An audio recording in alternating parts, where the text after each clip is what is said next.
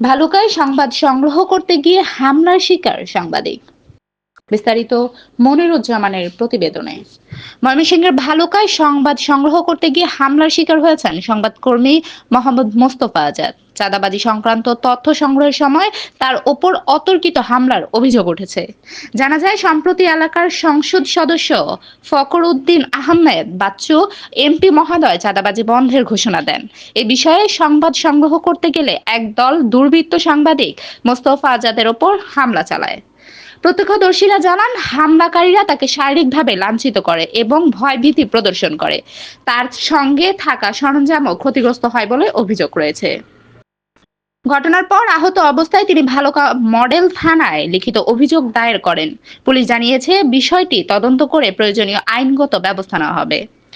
এ ঘটনায় স্থানীয় সাংবাদিক মহলে তীব্র ক্ষোভের সৃষ্টি হয়েছে। দোষীদের দ্রুত গ্রেফতার ও দৃষ্টান্তমূলক শাস্তির দাবি জানিয়েছেন। আমাদেরকে ফলো করে এবং আজকে সেই সংঘবদ্ধ চক্রটি আমার উপর হামলা করে। দ্রুত আইনের আওতায় আনা হোক।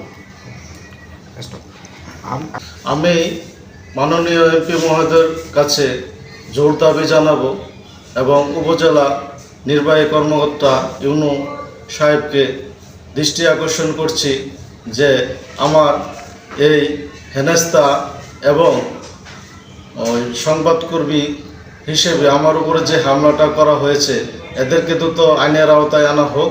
সেই সাথে এই চাঁদাবাজ চক্রটাকে খুব দ্রুত ভিতরে আইনের আওতা নিয়ে আসা হোক।